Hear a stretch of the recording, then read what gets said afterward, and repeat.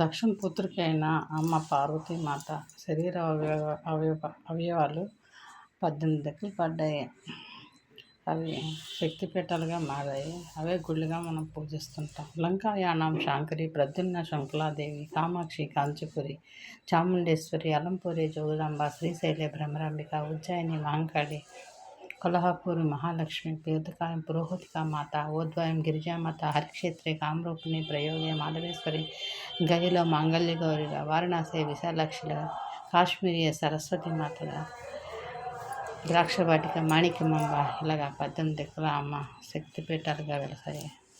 వాటి నామాలు శుక్రవారం స్మరించిన, ఆ గుళ్ళన్నీ దర్శించిన మనకు 18 శక్తిపీఠాలు అసలైనవి. ఇంకా 52 శక్తిపీఠాలు అన్నీ నేను దర్శించిన, మీరు కూడా అందరూ దర్శించాలనే కోరిక. స్టేటస్లు అన్నీ పెడతాను, చూసి దర్శించిన ప్రదేశాలన్నీ మీరు అందరూ చూసి తరించాలనేది కోరిక.